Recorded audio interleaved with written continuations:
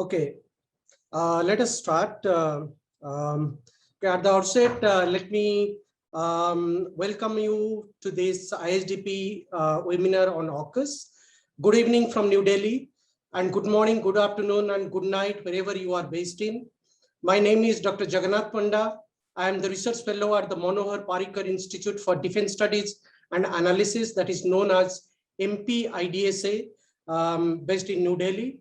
I'm currently heading the East Asia Center, and I'm also fortunate to be a part of ISDP. My association with ISDP in Sweden goes back to 2009 and 10. I was a formerly guest fellow and enjoyed my stay there. Let me at the outset thank ISDP Stockholm and Dr. Nicholas Sundström for this excellent panel in particular. And as you know, this topic is a timely topic, and the whole world is currently debating about the topic. And such a theme, such a topic holds relevance for a number of countries across the continent. So let me make this point at the outset. In fact, without hesitation, I will like to make this point, that perhaps the arrival of the AUKUS, that is the Australia, United Kingdom, and the United States, this trilateral, the arrival of this trilateral is the most significant geopolitical development in the post-pandemic period. With the COVID-19 pandemic, there was an anti-China narrative was building up globally over the last 1.5 years. But if we see more clinically now, this trilateral partnership has in a way changed the focus extensively from being on China and its domestic developments to shift the focus to the transatlantic zone, highlighting the dynamics and the politics that remains with the transatlantic ties and between Europe and Asia. So if we talk about this trilateral security partnership, apart from the stronger bilateral trilateral partnership that these three countries, Australia, United Kingdom, and the United States, try to bring to each other, the AUKUS partnership talks about deeper information. It talks about technology sharing agreement. More importantly, it is talking about deeper integration of security and defense related science and technology cooperation. It is talking about enhancing cooperation on industrial basis, and also to force forward practical cooperation in the field of supply chain in Indo-Pacific. And also, what is more interesting and relevant, not only in the forum of this discussion and also in the wider canvas of the global politics, that this trilateral security partnership is talking about enhancing security and defense capabilities among the three countries, particularly with Australia, which is a critical Indo-Pacific country. The way France has reacted to the cancellation of the submarine deal, including to this trilateral, and the way the debate are actually unfolding both within and outside the Europe, including in Asia and in Indo-Pacific at large, one can only say one thing, that AUKUS is not just a trilateral partnership. It is much more than that. And I think we need to really go beyond this trilateral partnership in order to understand the politics, the nuances that is attached to this trilateral partnership and its future relevance to the European world, to the Asian world, and to the geopolitics in Indo-Pacific. Given its extensive and exclusive focus on enhancing security and defense capabilities, on the face of it, many military thinkers probably would like to interpret this trilateral partnership as a development of US and its allies, offshore balancing strategy to contain China. But if we try to understand purely from a non-military point of view, if we try to bring, diplomatic, political, and economic overtures attached to the AUKUS agreement, then there are new areas that needs to be discussed. We need to talk about partnerships. We need to talk about the politics that is involved with the AUKUS agreement. And therefore, we need a greater debate and discussion. In fact, there are many trilaterals today in Indo-Pacific. If we try to see AUKUS in the context of other trilateral partnerships, AUKUS is just a new addition. But what is really unique about AUKUS And it appears to be that there are many exclusive things attached with the AUKUS, and it is no less than a military alliance. Probably China will be obviously disturbed for this trilateral partnership, but also there are adequate concern areas for many countries in Asia, including in Europe. And the moot question for many of the countries in Europe and Asia is whether the US, as the biggest security provider in Indo-Pacific and in world politics, today are with Europe and with the Asian partners or not. And I think that's the major concern with most of the European countries and with the Asian countries that we need to really talk about. And I think to that effect, there are a lot of critical questions to discuss about. And therefore, we need to really take some of these questions into account, what the AUKUS is really all about. Is it primarily a military-centric trilateral? What has been the essence of this trilateral in Indo-Pacific? How much this trilateral is anti-China or aimed at containing China? How much the AUKUS has actually dented the so-called the transatlantic ties, given France's reaction to the cancellation of the submarine deal? Is Paris is still about supporting the American Indo-Pacific outlook? How united is the European view towards AUKUS or on AUKUS itself? How the mainstream Asian actors like China, Japan, India are looking at the AUKUS? Do they associate the trilateral of AUKUS with the Quad process? Or they are really seeing it as an exclusive American strategy, trying to dominate the geopolitics in Asia and in geopolitics in Indo-Pacific. And I think there are also critical technological and proliferation debates attached to AUKUS that also, concerns to many of the Asian countries. So therefore, to discuss some of these critical questions, I think we are fortunate to have an eminent panel on this issue. I will first invite Dr. Nicholas Swanston, founding director of ISDP, to make a few remarks. Dr. Swanston is a specialist on Asian affairs with a particular focus on China and East Asian and Northeast Asian affairs. He has been instrumental behind this webinar. Then we'll have presentations with a focus on how AUKUS has shaped or affected the transatlantic ties. Here we would invite Mr. James Roger, who is the founder and the research director of the Council of Geostrategy in United Kingdom. He will speak on how much AUKUS has created a divide between Europe and UK. Then we'll have Professor Stephen Nagy, who will be talking about AUKUS and Canada cooperation. And Professor Nagy is a professor from International Christian University in Japan, and is a well-known strategic thinker on global affairs. Then we'll have Ms. Mohima Dugal speaking on AUKUS and Five Eyes, covering the complementarity and contradictory elements between both these forums. In fact, Ms. Mohima is an associated research fellow at the ISDP, and is also a research associate with the Center for Air Power Studies in New Delhi. Then the second part of this discussion of this webinar will cover the European debates, which is really crucial. And we'll have a French perspective from Dr. Antoine Bondas. He is the program director at the Foundation for Strategic Research and also associate professor at Sciences Po Paris. Then we'll invite Dr. Sucha Anna Ferenczi to share her views on how Brussels is looking at the AUKUS and this particular trilateral. In fact, Dr. Sucha is an affiliated scholar at the Department of Political Science at the Free University of Brussels, and she's a well-known scholar on Taiwan affairs. Then we'll have General Mats Engman sharing the Nordic perspective on AUKUS, which is also crucial for Sweden and for a number of Nordic countries. And General Mats Engman is a distinguished military fellow at ISDP.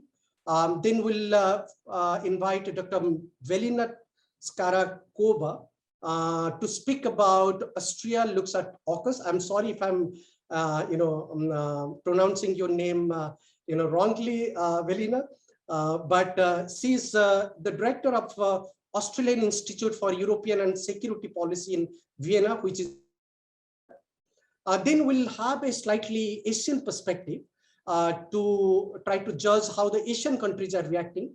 And we'll start with Professor Mark Lantin, who is a well-known China scholar, and I had the pleasure of reading him on many occasions. and he will be speaking about how China is looking and responding to the AUKUS. And Professor Mark Lenten is an associate professor of political science at the University of Tromsø, which is Arctic University of Norway. Then we'll have Dr. Kapil Patil speaking about the technological dimension of the AUKUS, touching upon the proliferation debates a little bit. And Dr. Patil is a research associate at the Research and Information System for Developing Countries, RIS, in New Delhi, which is a prominent think tank based out of New Delhi. At the end, probably, if time permits, I'll share some of the views on India, how India is looking at AUKUS. But if you have any questions in the meantime, please pose your questions to the speakers, identifying the speaker's name so that we can pose the questions directly to the speakers. And for a smooth discussion, I'll propose we'll first finish the remarks from the speakers. That will roughly take 1 hour, and then the second hour will go for the Q&A. So without taking more time, let me invite Dr. Sundström to share his comments. Over to you, Dr. Sundström. Thank you very much, Dr. Panda, and thank you for all the participants, but of course also for the panelists. And I would also like you to remember that we will come out with, hopefully within short, with a book that these absolutely brilliant scholars has produced. And actually it's sort of a 12 short essays on different aspects of AUKUS and Europe. And I think that that will be a fantastic contribution. Well, I'm not going to take up too much really of the time here. I do want to say that when we talk about AUKUS and the establishment, it's really the announcement rather than the pact itself that has shaped the current debate. Of course, we had the whole debate around United States not sharing information about AUKUS from the start.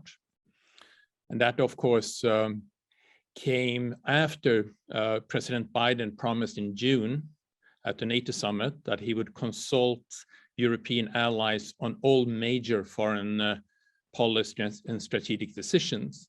And of course, AUKUS, as Dr. Pandas mentioned, is an extremely important security pact. And I think that this has created a lot of tension between the European Union and especially France and United States. And this is, I think it's the part of the problem now is really, I mean, I'm gonna let other people speak about the details and the nitty-gritty, but it's also about trust. This is about European Union and possibly other allies of the United States are starting to doubt how they can maintain that trust with the United States. And we also hear a lot of debate in Europe about strategic autonomy, decoupling from the United States. And I think, of course, a lot of this is maybe unnecessary wording, because I think that United States and Europe are extremely closely linked, and we need and should be very closely linked, especially when you have the threat from Russia still lingering on, and of course, China coming up as emerging hegemon in part of the region. But what we're looking at, I mean, especially also when you look at United States withdrawal from Afghanistan, and you have a lot of the European states that was extremely heavily invested in Afghanistan and contributed immensely from their point of view. The withdrawal, of course, was expected, but it went very quickly. And I think that it has raised doubts that if our security concerns, if our sort of core interests will be measured, or how much they will measure against United States core interest. And I think when we talk about this, we come into that part, and I think we come into the part that we need to start rebuilding trust between United States and European Union. And I think it is slightly a bit of a setback for the European Indo-Pacific outlook, because AUKUS, of course, was made public on the same day that the European Union presented its Indo-Pacific outlook. And of course, that has taken a step back now. You know, how will we do? And I think when France took over the presidency in January, we will maybe look at this a bit more closely. But I think this is also about, now we need to reframe the transatlantic relations a bit. We will actually have a chapter on the transatlantic relation by Anna Wieslander, but she's not here today because she had another meeting. But it will be incredibly important, both for European Union and United States, especially as we both are dependent on each other for security as in part of Europe, but also for trade and supply chains. I mean, we have a lot of challenges that we need to face together. And I do see the AUKUS here pushing that a bit back, and we need to start reformulate it. But with that, I would just like to say that I'm extremely interested in listening into these presenters today and listening into what you have to say about this and what we can expect, what the impact of AUKUS will be, both in Europe, but also in Asia at large. So with that, Dr. Panda, I'll leave the word back to you. Yeah, thank you. Thank you for those useful comments. In fact, I do agree that I think the critical issue here is the lack of trust, whether the trust was already dented with this trilateral partnership agreement. And today we are seeing whether this trust is really lacking. And the second issue is that probably, reframing the transatlantic ties. That's a critical point. Probably rest of the speakers will definitely going to, pass their comments on. But without, taking much time, let me welcome Mr. James Roger to share his thoughts, how UK is looking at the AUKUS agreement and whether there is a disconnect is happening between UK and the European countries. So 5 minutes to you. Yeah, over to you, James. Thank you very much, Egnath. It's very good to be here. I just want to remind everyone that we shouldn't get a little bit too carried away about AUKUS. Initially, it's merely an 18-month study to determine how to facilitate the transfer of nuclear submarine technology to the Royal Australian Navy. So a lot of it will depend on that, but there is nonetheless, I think, very clear political determination, both in London and in Washington, to see that study fulfilled. So without further ado, I just want to move on quickly to talk a bit about AUKUS and the UK, and also the connections between the UK and Europe, and the connections between the UK and the Indo-Pacific. So why does the UK, or what does the UK want from AUKUS? Well, I think it wants to empower the idea of global Britain, which was pushed quite prominently in the government's integrated review from March earlier this year. It wants to emphasize the UK's commitment to collective security and forward deterrence in defense of an open international order during a period of intensifying geopolitical competition. Many of those words are lifted directly from the integrated review. And in this sense, the commitment to AUKUS, and particularly to nuclear submarine cooperation, is one of the deepest forms of cooperation that there can be between any countries. The nuclear cooperation between the UK and the US during the Cold War was, I think, very much at the heart of the transatlantic alliance. Because in this context, nuclear submarines are not for the faint of heart. They take sustained political and industrial support over a very long period of time. The National Security Advisor to the UK, Sir Stephen Lovegrove, recently described AUKUS as, and I quote, perhaps the most significant capability collaboration anywhere in the world in the past 6 decades. So you can see the state of the ambition there. Also, I think the UK favours AUKUS because it demonstrates the UK's position as a scientific and technological superpower. This was another phrase that was pushed quite actively in the integrated review, and shows Britain's understanding of what power is in the international arena. It's often been stressed, and particularly during the Brexit debates, that size and mass matter. But for Britain, the pioneer of the Industrial Revolution in the 19th century, it's actually science and technology that provides power, not size and mass. And finally, I think it's also, in the context of global Britain, about building up the UK's position in the Indo-Pacific. The UK stated in the integrated review that it wants to be, and I quote, the European partner with the broadest and most integrated presence in the Indo-Pacific, committed for the long term with closer and deeper partnerships, both bilaterally and multilaterally. So the formation of this new grouping is part of that agenda, and therefore it captures both the depth and the breadth that Britain wants to have in this region.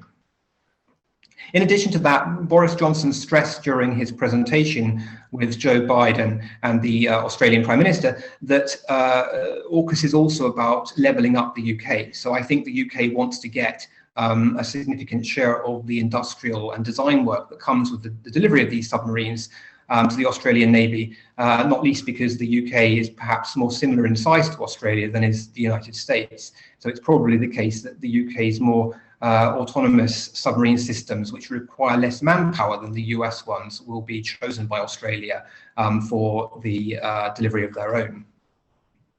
So what does AUKUS mean for Britain's role in the Euro-Atlantic region? Well, I think actually not much. There's been a lot of discussion, not least since the integrated review came out, that Britain was somehow pivoting or moving away from, or tilting, the language used, tilting away from Europe or the Euro-Atlantic region towards the Indo-Pacific, but there's actually little or no evidence of this at all. The government has stressed again and again, most recently by Lord Frost yesterday in Lisbon, that the UK considers its commitment to NATO and the defence of Europe to be sacrosanct, and it can be easily demonstrated. Let's not forget that the UK, of all European countries, has the greatest geostrategic footprint of any European power in Europe. Not only does it control the British Isles, but it also has sovereign territories in Gibraltar and on Cyprus. So it triangulates around the European continent. The UK has more forces committed to the enhanced forward presence of NATO to more allies than any other country. That's also another fact that's often forgotten. The UK also partakes in the Northern Baltic and Black Sea air policing missions and provides direct support to Ukraine through Operation Orbital, more support in fact than any other country. It also maintains a persistent naval presence in the Black Sea. Indeed, you probably noticed a few months ago that HMS Defender, one of Britain's most advanced destroyers, broke away from the carrier strike group that was operating in the Eastern Mediterranean en route to the Indo-Pacific region to challenge Russia's illegal claims over Crimean territorial waters. And finally, of course, the UK leads the joint expeditionary force that brings together a number of NATO and non-NATO allies in the Nordic and Baltic region. So the UK's demonstration of its Euro-Atlantic credentials, I think, are very, very profound, and arguably more profound than any other European country. So there's no evidence at all that the UK is pivoting away or tilting away from Europe. Now, although France has spoken rather emotionally, and I would say intemperately, about AUKUS, it is also vital to remember that even though this is the case, France does not speak for Europe. French interests and European interests are not necessarily coterminous. Remember that most European leaders have actually distanced themselves from French rhetoric, or at least have not provided any support for it. Some European countries have reportedly also tried to coax France away from its chosen approach. Why is this? Well, I think it's because most people can now see that AUKUS actually complements European security. It empowers Australia, a key friend in the Indo-Pacific, during a time of intensifying geopolitical competition. It therefore prevents the US and the UK from having to do more direct heavy lifting in the Indo-Pacific in order to uphold an open international order there. It's important, therefore, to remember that the Euro-Atlantic and the Indo-Pacific are no longer discrete or separate geopolitical theatres. They are increasingly interconnected with one another, not least as China's Belt and Road initiatives and broader geopolitical push across Eurasia manifest themselves in Eastern Europe and in the Eastern Mediterranean. So therefore, we're moving increasingly into an Atlantic-Pacific space that stretches all the way around the maritime littorals of Eurasia. So by focusing more on Australia and empowering Australia in this new geopolitical situation, this means that both the UK and, more importantly, the US will have more resources and more room for manoeuvre to underpin the defence of Europe. And that is why I think AUKUS and the defence of Europe are not separate from one another, but intrinsically and increasingly connected to one another. Thank you. Thank you, James. Those were really useful comments. In fact, one point I'll take from your speech is that AUKUS complements European security. And I think we are looking forward to read your paper, but this is definitely a very good point to make. And probably other European countries will take this statement, take this point into account. Let's hear next a Canadian view, probably, that is from Canada, Professor Stephen Nagy. He had just joined in. He missed out the initial remarks, but yes, welcome, Professor Nagy, and great pleasure to have you here. Professor Nagy is a professor at the International Christian University in Japan, but he's also affiliated with a few prominent think tanks in Canada. He's going to speak about AUKUS and Canada cooperation. Over to you, Stephen. Thank you very much, Dr. Panda, and good morning to everyone on the panel. Thank you very much for arranging this unique opportunity to share my views on AUKUS and Canada's cooperation. I just need from the outset is to say that my views are my views, and I'm speaking in my personal capacity rather than representing any views of the think tanks that I associate with.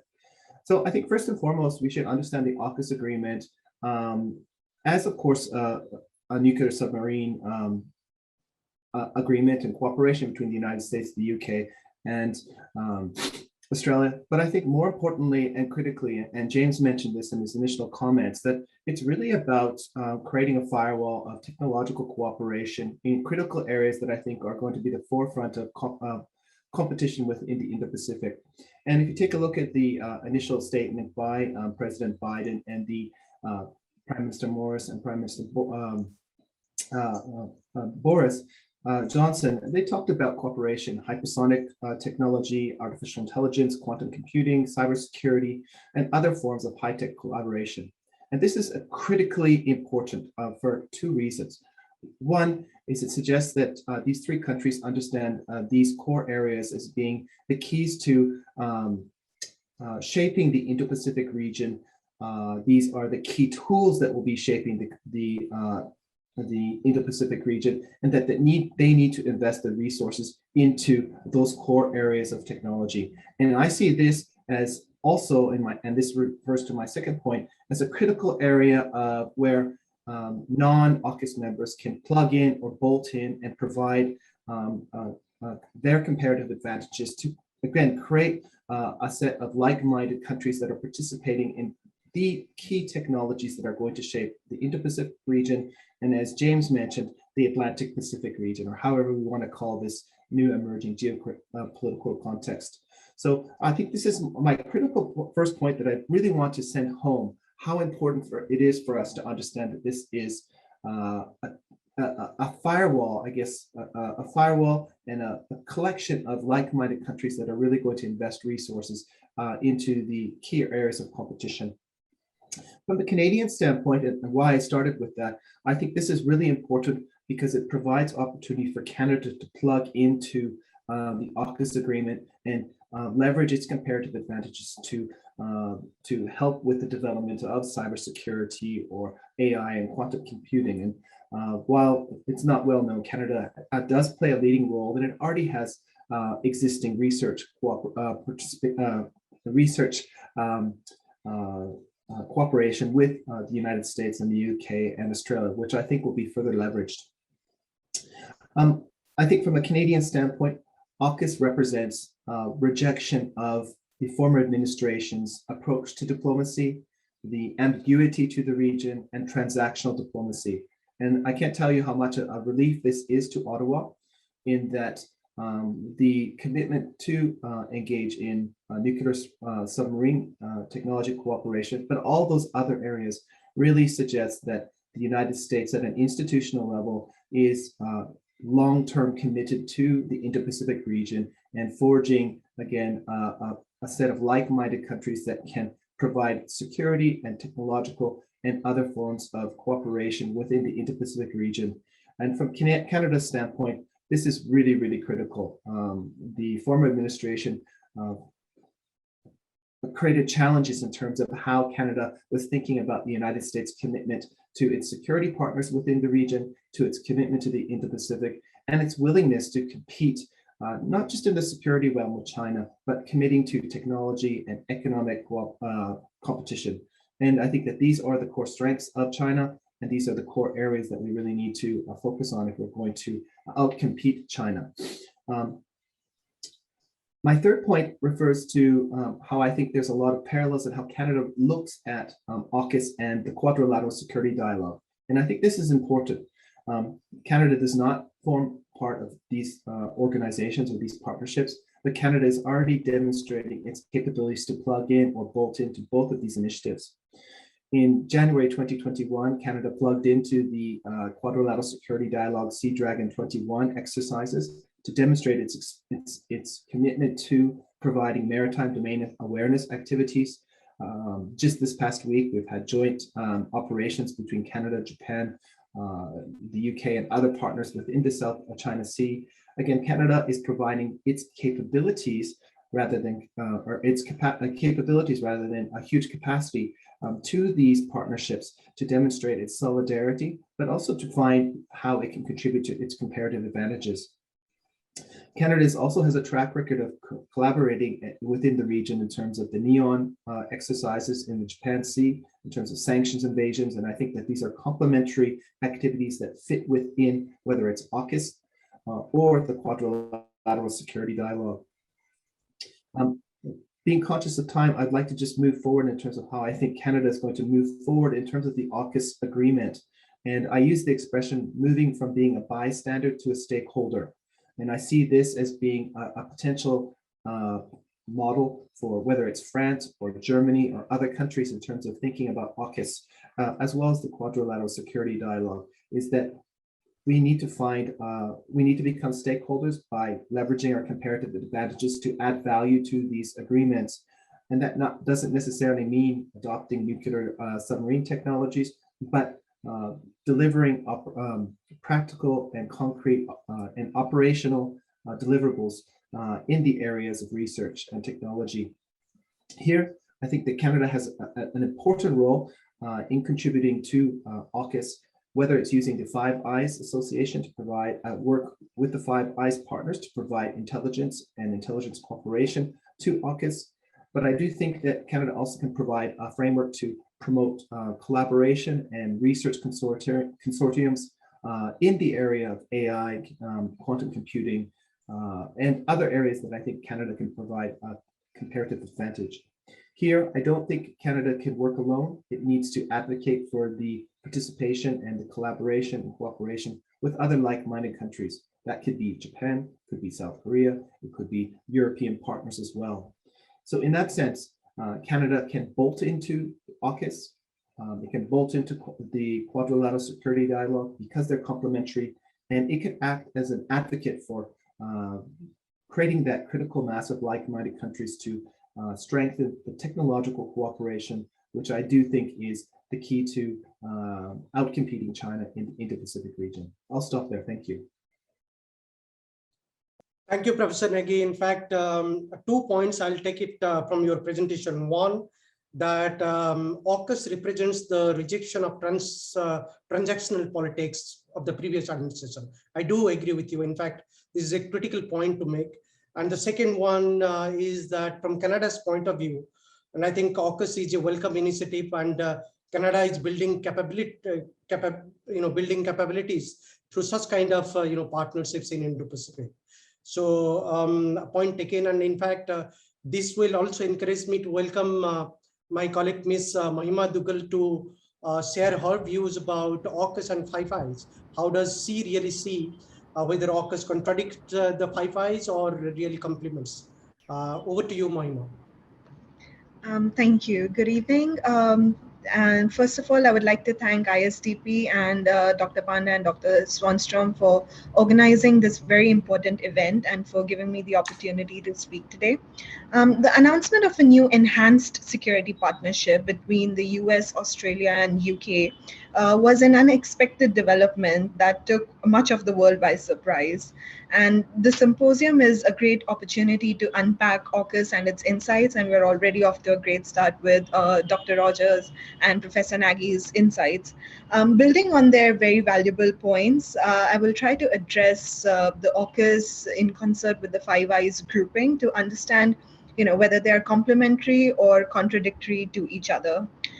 When it was first introduced, many considered the AUKUS pact to be very much an Indo-Pacific maritime alliance, a grouping that simply comes as an addition to the myriad of trilaterals and mini-lateral arrangements already active in the Indo-Pacific today.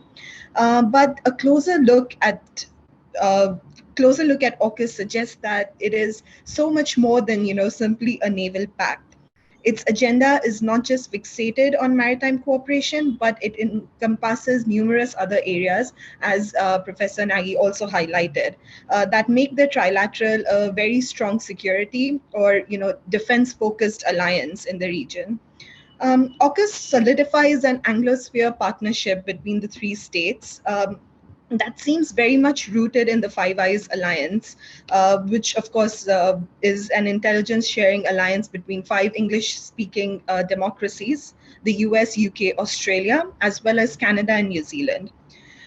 Since emerging from the UK-USA deal, which was signed in March 1946, at the end of the Second World War, the Five Eyes constitutes, a special Anglosphere relationship that has defined how these countries share communication, intelligence, and analysis, and it has become a core pillar in international affairs today.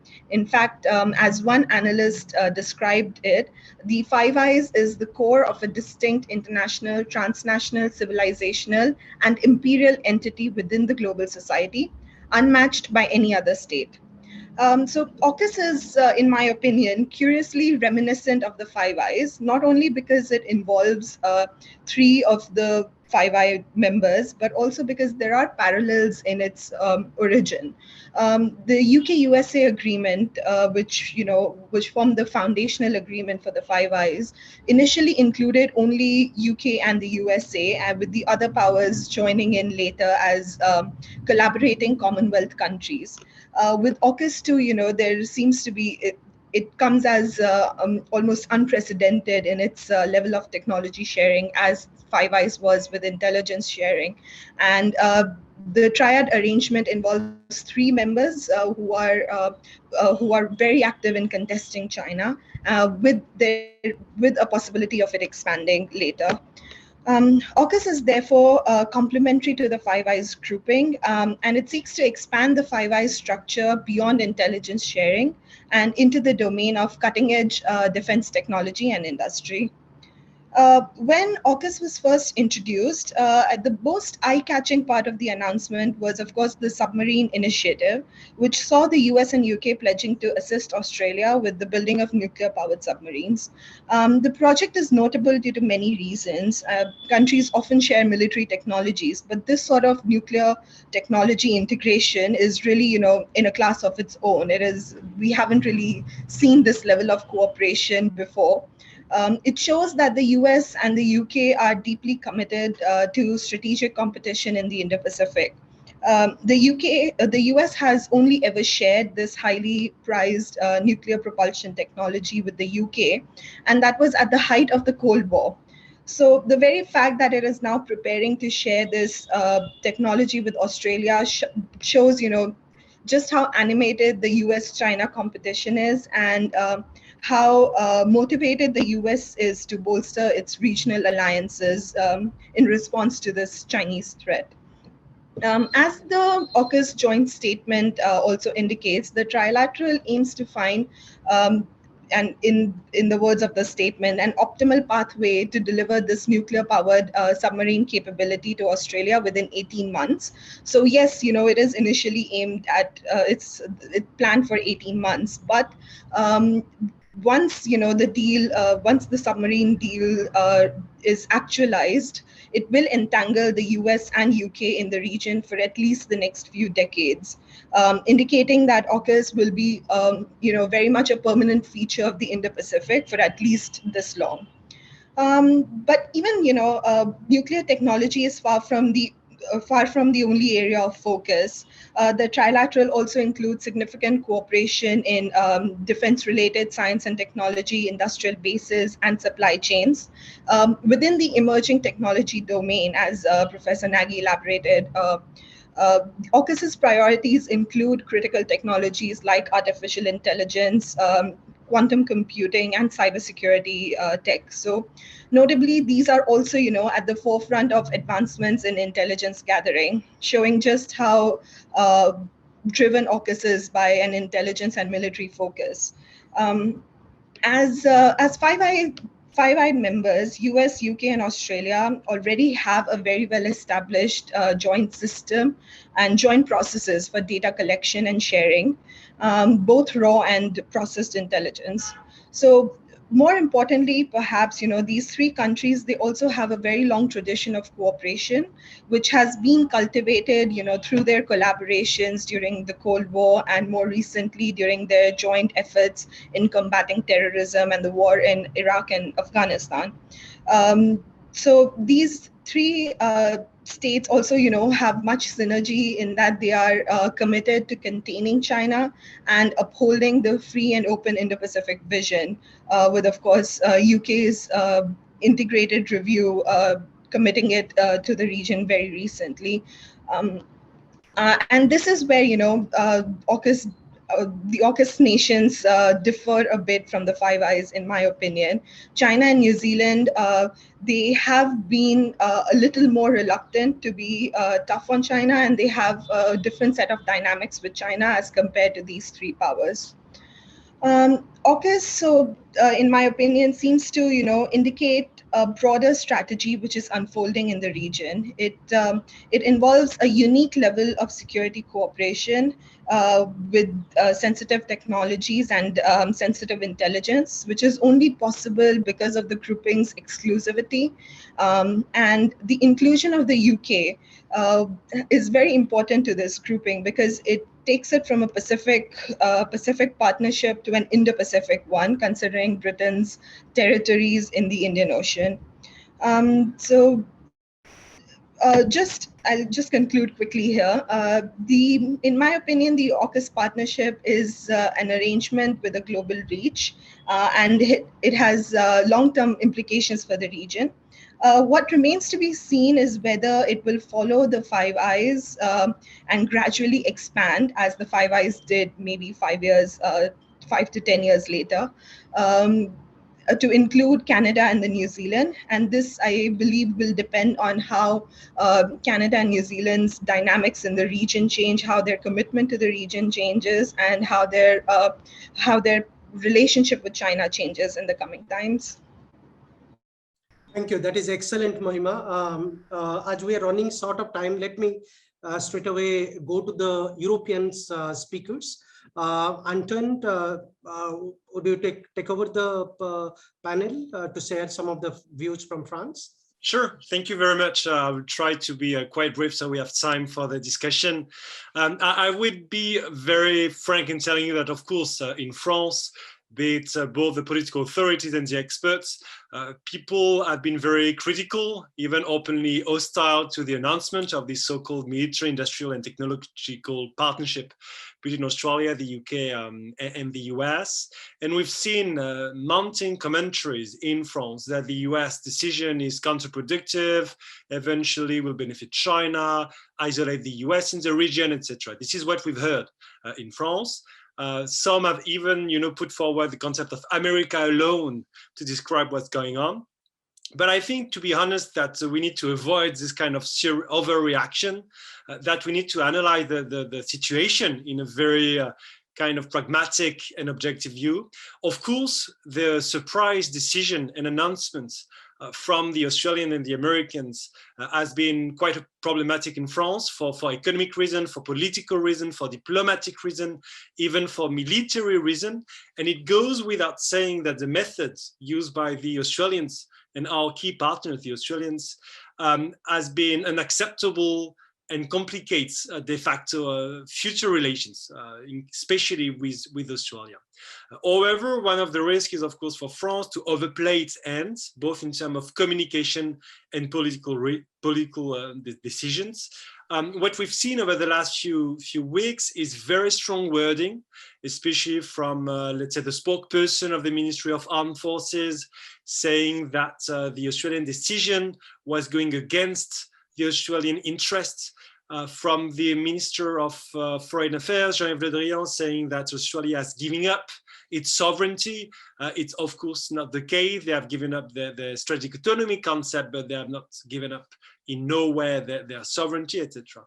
So what I would say is quite important for the French side to understand that even though you have the political overreaction, you need to still have the cooperation kind of at the working level. And some analysis from France are, according to my perspective, quite unreasonable, if not wrong analysis. The first one is to say that the US has kind of pushed France aside in the Indo-Pacific and marginalized France in the region. I don't believe so.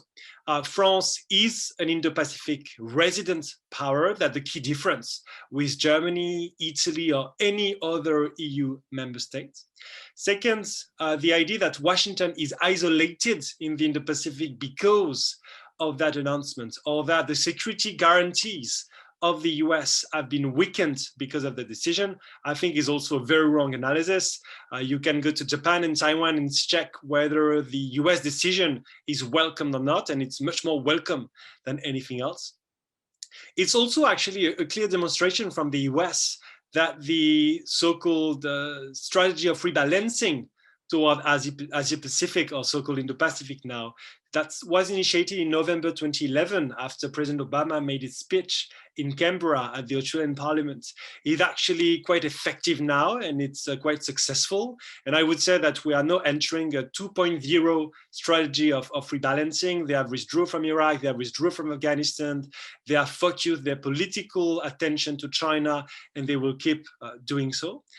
The other wrong analysis, I would say, is the idea that because of that decision, the EU can no longer play a security role or military role in the Indo-Pacific. I think on that it's also very excessive. We need to be very honest and clear on that. The Europeans are not the French, and they never intended to play a key military role in the region. First, because they don't have the capabilities to do so. It's one thing to send a frigate in the Indo-Pacific once every 3 years. It's something else to have permanent military capabilities like the French have in the region. We have more than 7,000 French soldiers permanently deployed from Maurice, from the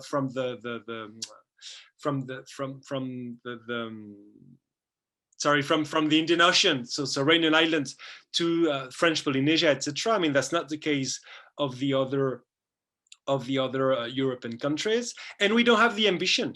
I mean, we just need to get back to the joint communication of the Commission on the strategy of cooperation in the Indo-Pacific, and in the top priorities, in the top objective, there is nothing related to security and military, nothing. There is one of the 7 items that is defense and security, excluding maritime security, cyber security, but there is nothing much in terms of hardcore, I would say, military security.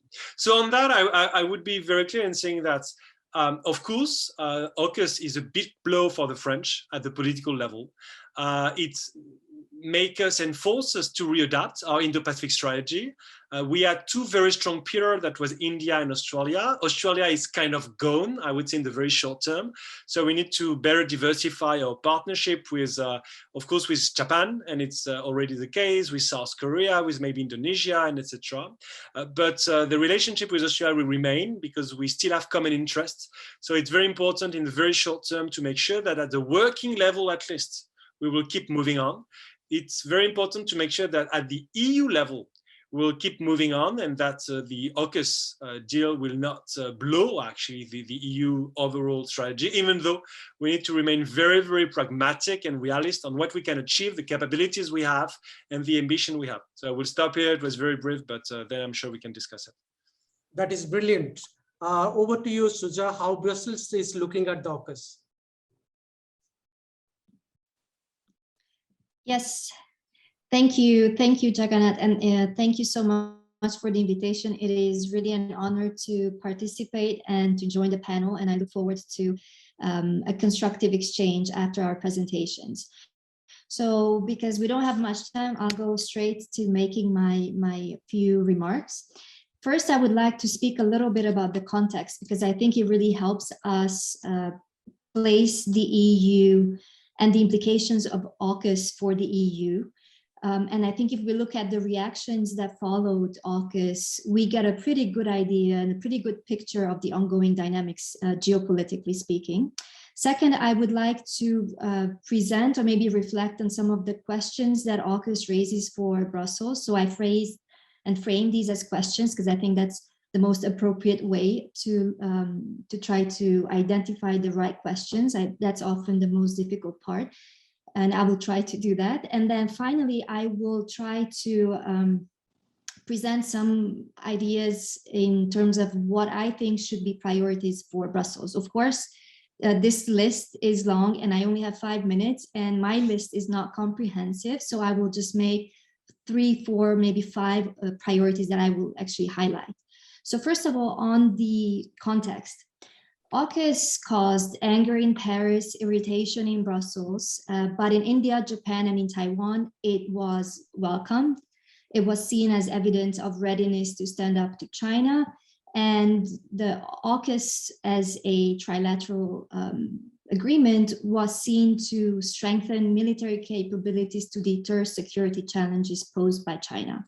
Now, China, hours later, applied to join the Comprehensive and Progressive Trans-Pacific Partnership. And I think I want to mention this not just in itself, but also to see the mismatch that exists between the idea to project itself for Beijing, to project itself as a champion of economic globalization, which is in contrast with its hardline and coercive security posture in the region. So I think this is something to keep in mind, and I just want to put it out there, and also to stick to China, because China, from Brussels' perspective, is already and will remain, I think, a key element in the way Europe sees itself in the Indo-Pacific.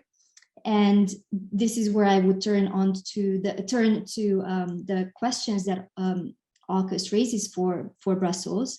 It's a question of trust. This was already mentioned, and I think this is an important question, a question of trust, cooperation, and coordination in the face of growing challenges, authoritarian challenges, but also a growing convergence among democracies to cooperate. So AUKUS, from a European perspective, after an unpredictable US administration, previous one, I think this is something that AUKUS really raises, a question of trust. It also raises a question of perceptions. Now, I already mentioned Beijing wanting to project itself, and I think every power, big or small, does have the challenge of projections, perceptions, and self-perception. So a question of perception inside Brussels of transatlantic ties, on one hand, self-perception in Europe of how Europe sees itself in this context that I briefly outlined, and how it sees China. Again, I come back to China because, as I said, China will remain that key element, and how we deal with China inside a fragmented European Union. And because member states diverge, not only in their capacities and in their ambitions, but also in how they deal with China. So this, I will return to this in one of the priorities that I identified. And finally, the question of global relevance for the EU, right? The EU's internal coherence on one hand, so the lack of that unity and coherence, and its external relevance, I think, are two sides of the same coin. So AUKUS definitely brings that up, not as a new question, and actually these questions are not at all new, but remain just as difficult to address. So we have the geopolitical ambitions as a concept coming out of Brussels. We also have the strategic autonomy, again, not a new concept, but these are concepts that mean different things for different people at different times. So keeping that in mind, and also the fears of getting stuck in the China-US rivalry from Brussels, seen in Brussels again, and no consensus, even though we do see slowly a convergence among member states towards trying to speak with one voice, but that remains a big challenge still. But keeping all of this in mind, going forward, I would turn to my list of important things to look out for Brussels. So one would be, clearly, this is an overall recurring and kind of at this stage, you know, and one of the biggest challenges, but it is really the lack of unity and the need to work together. And this might sound like, as I said, it keeps coming back to the table, but I think things recently, in recent years, the global dynamics have made this question more and more urgent for Brussels to deal with. And therefore, I stress that there needs to be an inclusive debate among member states. It's important what France and Germany think. And we need leadership. We need strong and transparent and sustainable leadership, but we have 27 member states and they all need to be part of the process if we want this process to be sustainable. So coordinating China policies within the EU and agreeing on a consistent implementation of the EU narrative on China is the #1 priority, or here actually it's #2 after the unity point. So China, as I already explained, closely linked to how we deal with China is, as #3 point that I'm making, is how we deal with India and how we see India, because for a long time, it's been EU-India relations have been a missed opportunity, but it's positive that we see Europe seeing India as a crucial partner to maintain the balance of power in the region. And also that India and EU have an inclusive approach. Both of them have an inclusive approach to the Indo-Pacific, and they both emphasize competition and not really confrontation. So I think this is an important partner. It will be an important partner even more so in the future. #3 would be for the EU to focus on its own backyard. So I do support a global EU, and I do support member states who go forward with this idea and make it happen and bring member states closer together. But I think the EU has quite important challenges in its own backyard, which has made some argue that this is where Europe's priorities should lie, in the Balkans. And we know that Russia and China have increased their influence in the region. And in Europe's neighborhood to the south and to the east, this is an area that Europe needs to remain focused. And I strongly subscribe to this idea.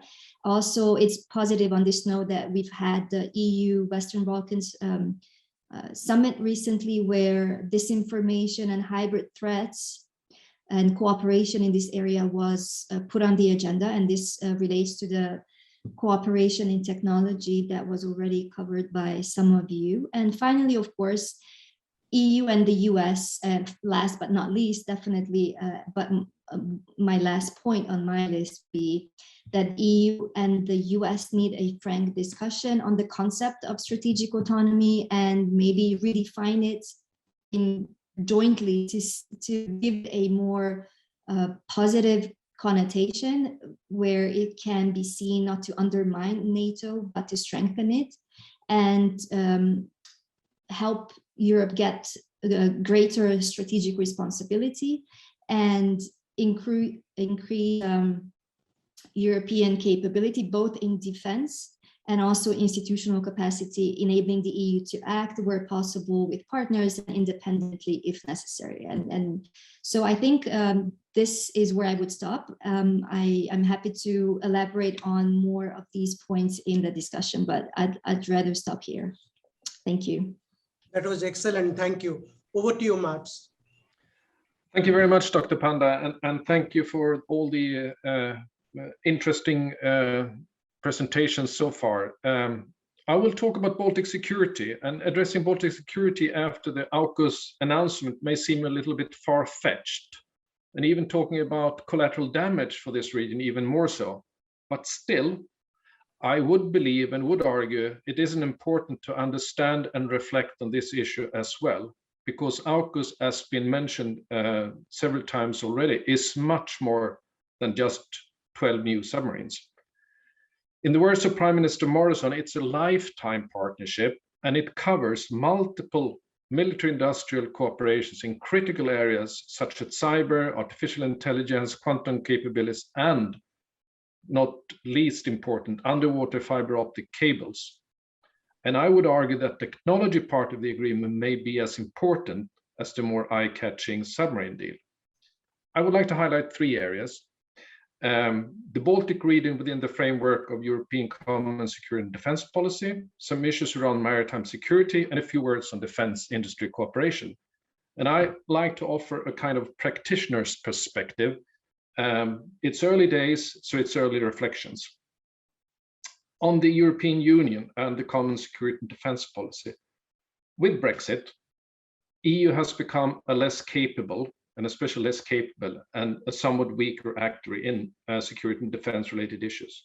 And together with France, London was the only EU nation with a robust and credible defence capability for any significant military operation, especially out-of-area operation. It's been previously mentioned as well. With AUKUS, the momentum for UK involvement in transatlantic and Indo-Pacific cooperation have increased further, including in exercises, permanent deployment of maritime units, manpower exchange programs, development projects on emerging technologies, and Indo-Pacific related training programs.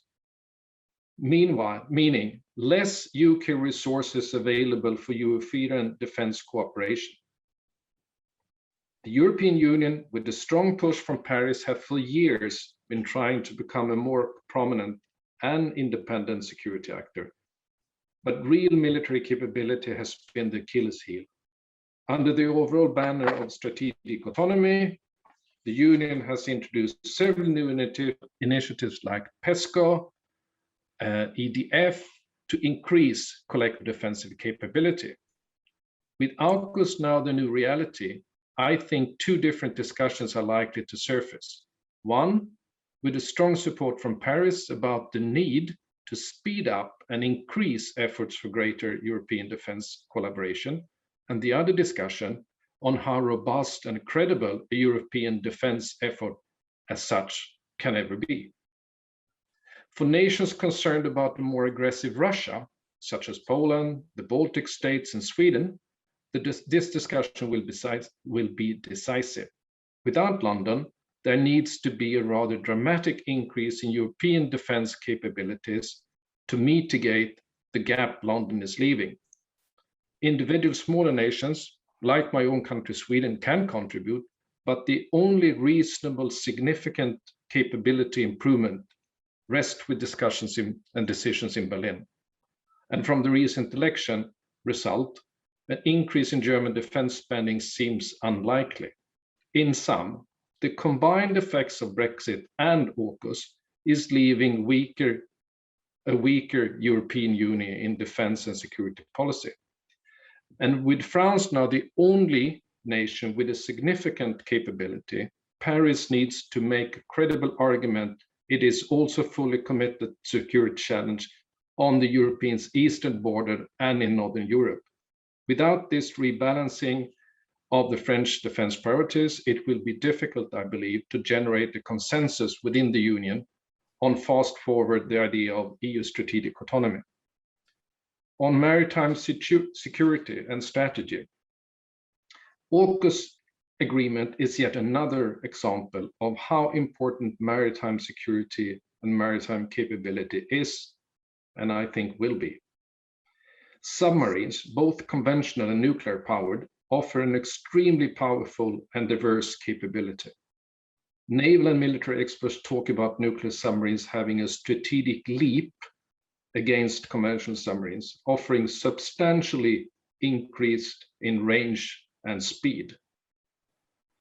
With AUKUS agreement, all 3 nations will have to allocate more resources and more manpower into the development of the submarines, but equally to the other areas in the agreement. Limited resources will have to be reallocated. For both the US and the UK, naval personnel will likely be reassigned to work more with Australia than before. Over time, this will develop a deeper familiarity and knowledge in Indo-Pacific naval operations, but less experience from operations in other areas, including in the Baltic Sea. Underwater developments projects will likely have a priority on what we call blue water or open ocean operations, and maybe less on operating in more confined seas like the Baltic Sea. This rebalancing of resources, operating areas, manpower, knowledge and development projects over several decades will require nations concerned about Baltic security to shoulder a larger responsibility. Sweden is one of these nations, but in a situation with a growing demand for a stronger focus on maritime security and need for more maritime resources in the Baltic region, Sweden's naval resources are severely underfunded, and Sweden risks being viewed as a security consumer rather than a security provider. A few words on defense industry. The new nuclear-powered submarines Australia is now buying are unlikely to be operational available until well after 2035, while replacement or gap filler capability is required. The Royal Australian Navy is currently operating 6 so-called Collins-class conventional submarines. This class is an enlarged design of the Swedish submarine design, making the Swedish company Saab well-placed, of course, to offer such an upgrade program. But we have 4 companies in Europe producing submarines, conventional submarines. So the competition will be fierce between these 4 submarines to offer the capability gap. France, just having lost a very, very big contract, will probably make strong efforts to compensate the Australian deal one way or another. And to make matters worse for France, this summer they lost another major deal when Switzerland decided to buy the F-35 over the French competitor Rafale. So even with a growing demand, efforts to consolidate the European defense industry, including submarine industry, would make sense and would position the European Union in a stronger market position. A few concluding words.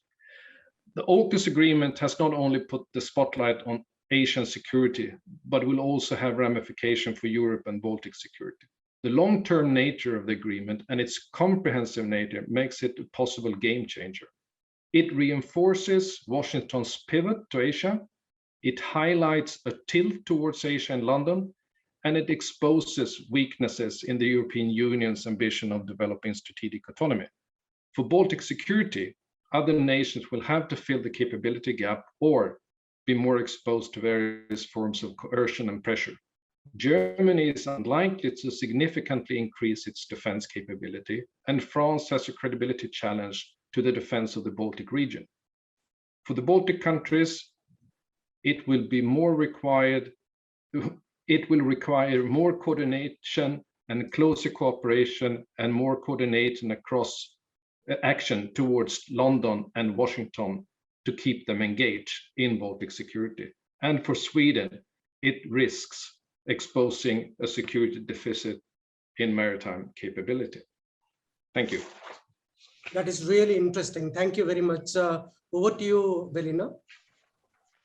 Thank you very much. I will present very shortly Austria's stance, and then we'll use the opportunity also to give you my personal assessment on the situation following the AUKUS development. So, and as observer of global affairs from neutral Austria, a country that is in fact not perceived as a geopolitical actor by either partners or rivals and competitors, as it is hardly actually capable of extending its sphere of influence beyond the immediate neighborhood in Central Eastern Europe and the Western Balkans. One will find little to no interest in the latest developments in global affairs and international relations. It is indeed not surprising that neither the European Union's strategy for the Indo-Pacific nor the announcement of a security and defense pact between Australia, United Kingdom, and United States have led to domestic debates in Austria. What has become clear, however, is that there is no consensus between the European Union members and institutions on this hot topic, and the recent developments have only deepened the gap between the different positions on the future role of the European Union in global affairs. So in particular, French on the one side and Central and Eastern European views on the other are quite detrimental. Currently, the US military is to countries in Central and Eastern Europe what it is to Australia in the Indo-Pacific region, that is the most significant security guarantee against external threats. So therefore, in my view, France needs to recognize these geopolitical realities and do something about them before pushing for a European strategic autonomy agenda away from the US, which will be definitely in all debates following the election cycle next year. So Austria, for its part, sees the Visegrad countries, these are the 4 Central European countries, not only as the most strategic direct neighborhood, but also as the most important trade partners. And therefore, it carefully navigates between these opposing positions by avoiding taking sides. Moreover, Austria, along with Germany, the Netherlands, Denmark, and a few more members, rejected the idea of postponing the Trade and Technology Council between the EU and US following the AUKUS announcement. So obviously, Austria also wants to stick to its trade agreement with Australia. It had been actually signed on the sidelines of the UN meeting in New York, while the European Commission, in fact, announced a halt to the free trade talks with Australia for at least a month. So as an exporting country, and Austria is not an exemption in the European Union, the view as seen from Vienna is that it supports the US free trade agreements, which is why I think that France's role in the European Union's decision to postpone talks on specifically on trade agreement with Australia will be not really well perceived in some capitals, including Vienna. So the announcement of AUKUS to support mutual security and defense interests, building on the long-standing bilateral relationships between these 3 countries, must be seen, in my view, in the context of, on the one side, intensifying US-China systemic rivalry, and on the other side, the emerging bifurcation of the global system. I think we haven't really drawn the conclusions regarding the transformation of the global system on the old continent.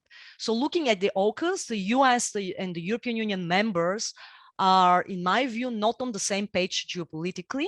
The shift points to a growing split between the Anglosphere members on the one side and the European Union on the other side when it comes to dealing with the dragon bear. That means not only China, but also systemic coordination between China and Russia in the future. So the fact that the US is willing to spend more political capital and invest in security and defense ties with the UK and Australia before reaching out to the European Union powers is quite telling. In this context, Austria as a neutral country mirrors the European Union stance of trying to act as a giant neutral bloc by avoiding taking sides in this emerging systemic competition between Washington and Beijing. However, in the European Union's approach of oscillating between Washington and Beijing will not work in the long run. If European Union powers like France, Germany, and the Netherlands want to participate in future geopolitical formations in the Indo-Pacific, so in a sense, I see an urgent need for hard conclusions that needs to be drawn in Brussels, in Berlin. I mean, Paris, of course, is doing its homework because really of the shocker following the AUKUS, as to whether they are not increasingly isolating themselves from their most significant transatlantic partners in their approach to the region, to the Indo-Pacific, but also in their approach to China in particular.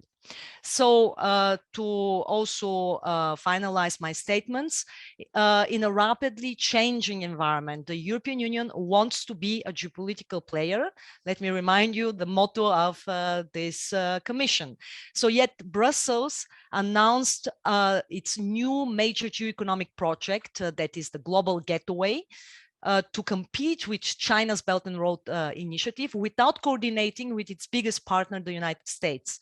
Similarly, the United States announced the security pact together with the UK and Australia without coordinating with Brussels, Paris, or Berlin. So the AUKUS should be seen as a major tectonic geopolitical shift in the Indo-Pacific region that puts the European Union as a security actor in a corner and has a direct negative impact, particularly on France as the main European Union power in this region. So despite positive developments linked to the launch of the European Union strategy on the Indo-Pacific region and the strategic documents launched by France, Germany, and the Netherlands, the gap between the European Union and the AUKUS, or let's say the Anglosphere countries, will grow in this region unless the United States invites France to participate in the, for instance, quadrilateral security dialogue with Australia, Japan, and India during the upcoming bilateral meeting between the two presidents. So Austria, to conclude, like all other medium-sized and small European Union members, will increasingly feel the pressure to recalibrate its priorities and interests based on the European Union's approach to the Indo-Pacific region and to China in particular. And just to give you an idea, Austria has not yet initiated any public debate on these pressing issues. In a sense, what I see as the most problematic issue is that as long as the European Union does not become a security player in the Indo-Pacific region, which is not the case, there will only be moderate opportunities for cooperation with the countries of the Anglosphere in the future.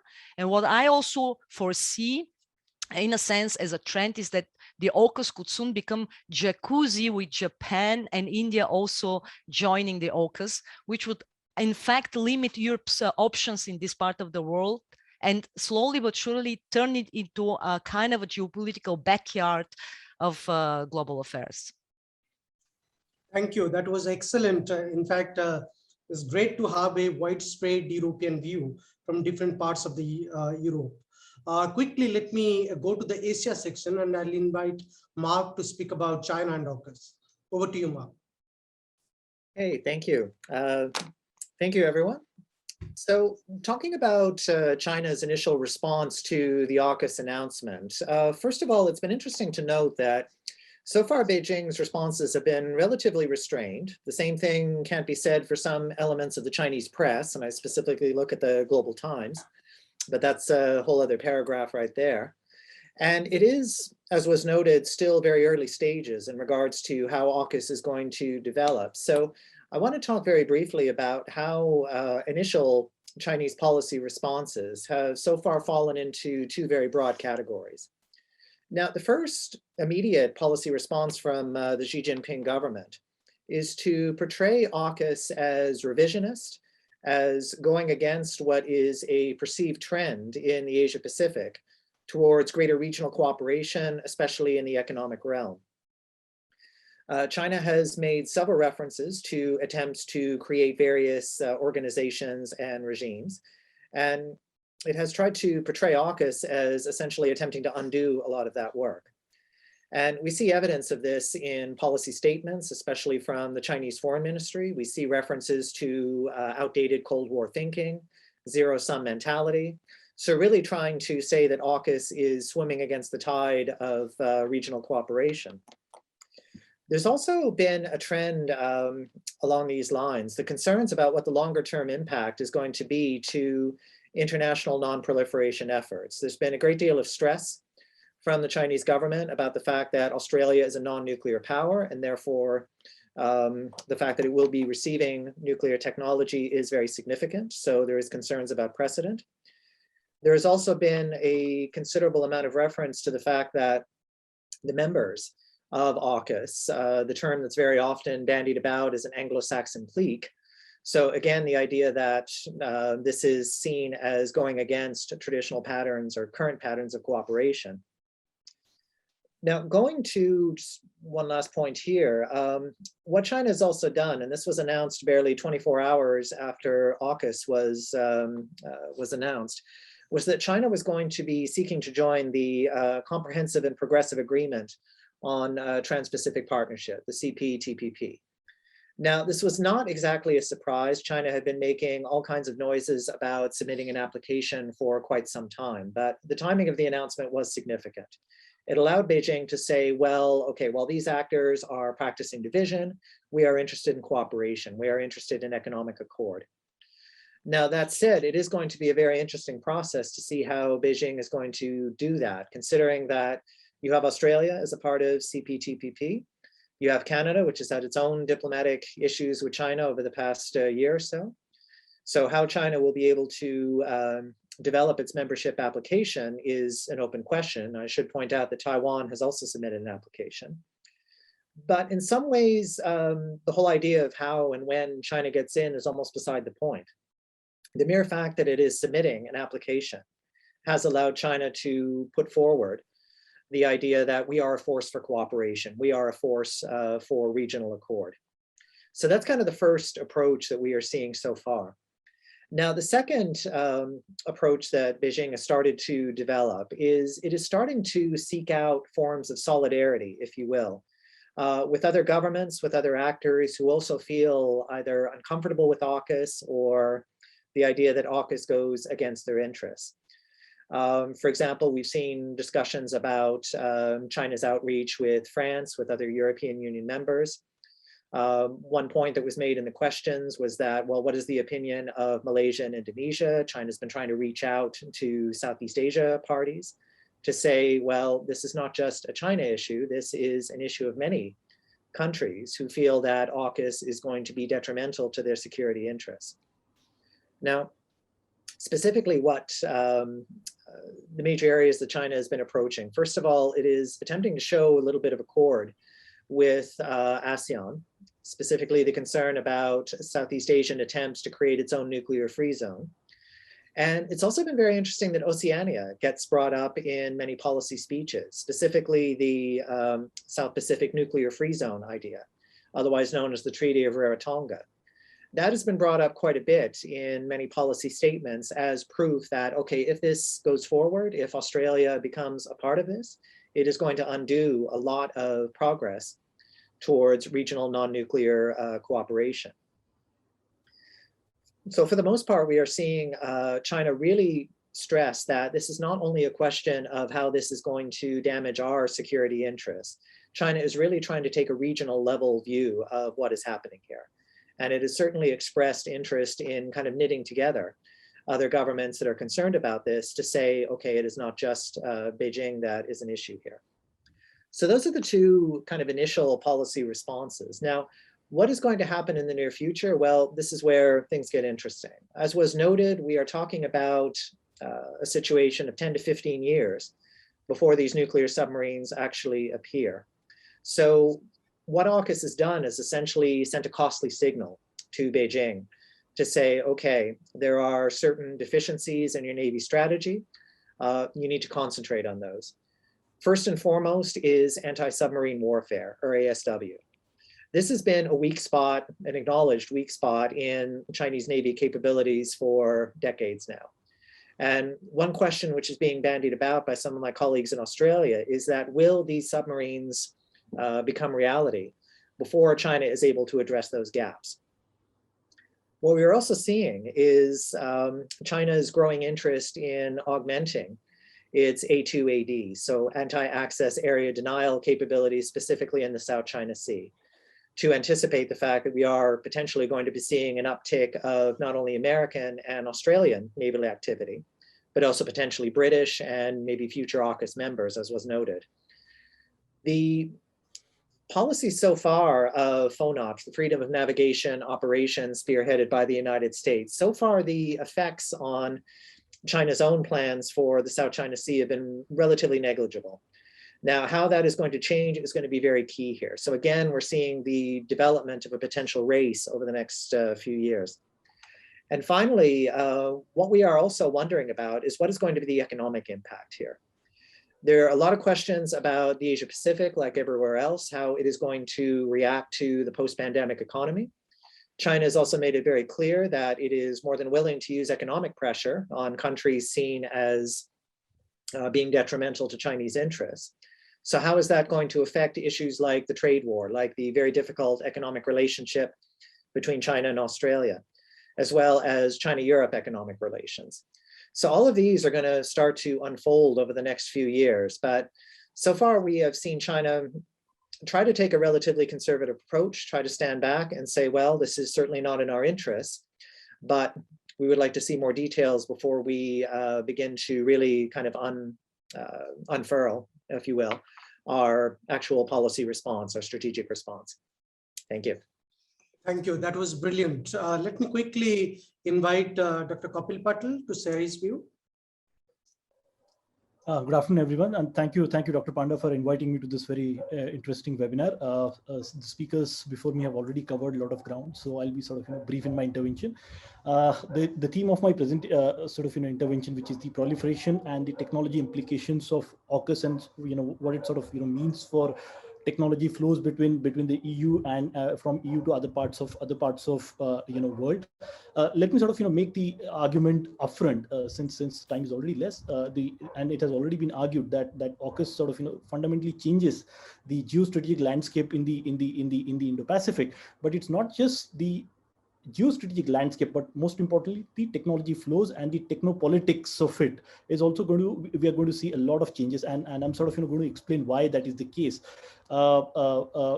Because the announcement of AUKUS, and which has come in the midst of cancellation of a major deal that France and Australia were part of for last 5 years, has kind of created a mistrust, and that has already been talked about by Dr. Swanstrom.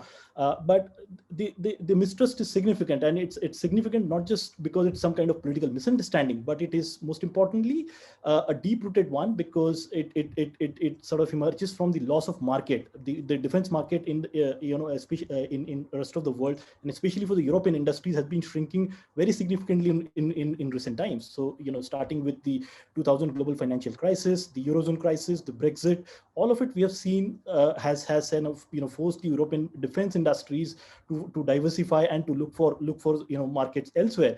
And now that and in addition, there has already been the global trend of industrial policy revival around the world. So the buyer countries, especially in the Asia and Asia Pacific region, are demanding things like offsets, local production, and so on and so forth. So that kind of reduces the demand for ready to off the shelf defense products. And already I think Matt has pointed out that France has lost a major deal in competition with the United States. The Switzerland has opted for the American fighters and not the Swiss fighters.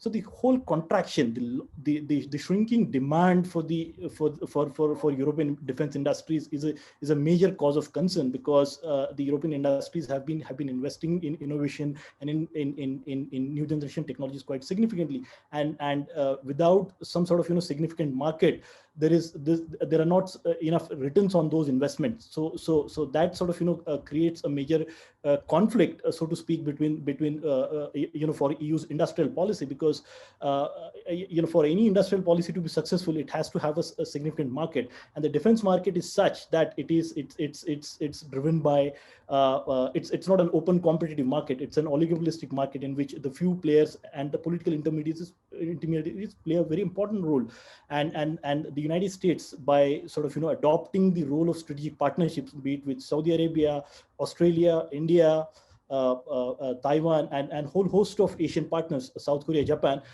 the US approach has been to sort of form a strategic partnership with these countries and engage them into some sort of long-standing defense relationship, and that relationship also means the exchange of military hardware, and through this approach, United States is trying to create a significant market for its defense industries, and the loss or the loss of competition for European industries in this game is significant. So all at the heart of it is the commerce, the economics, which sort of innovation, which drives the European competitiveness. So from that point of view, the AUKUS sort of really puts the European defense industrial policy.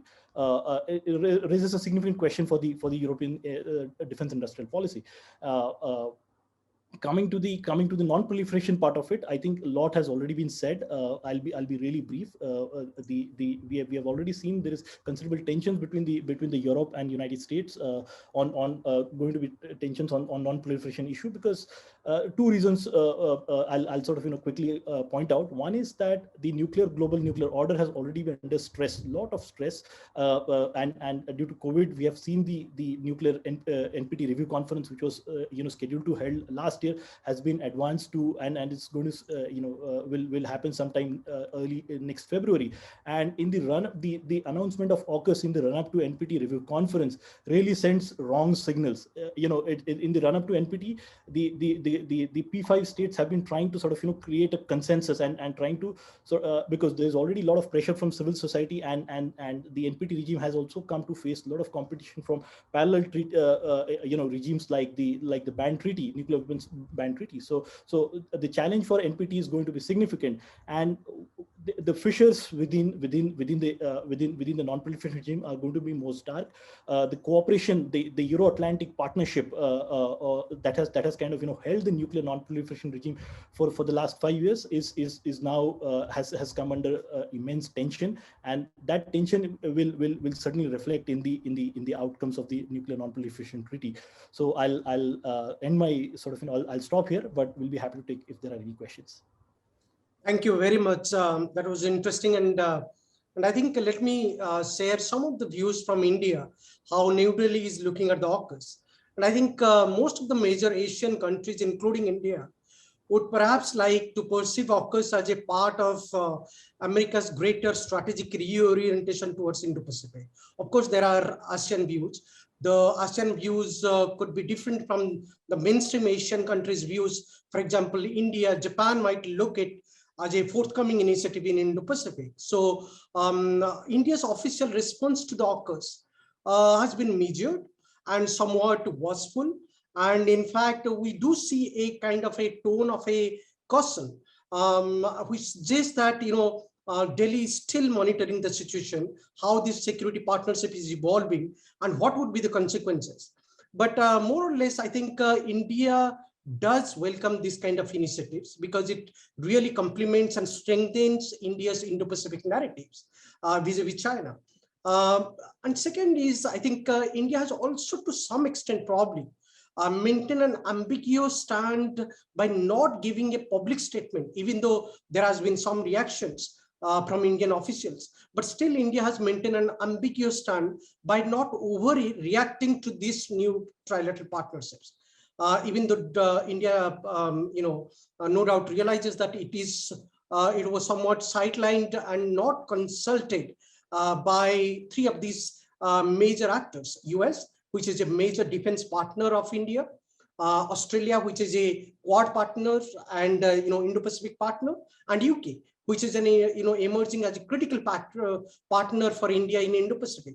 None of these three countries probably have shared some of this information about this AUKUS agreement with India. So therefore, India did feel sidelined, and probably India has been very watchful and measured in terms of welcoming the initiatives.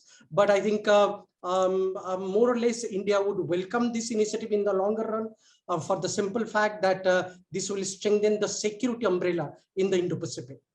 The other thing is that I think from India's point of view, what we can say is that probably AUKUS brings to scrutiny many things for India, and therefore India is somewhat careful in not responding to the situation outrightly.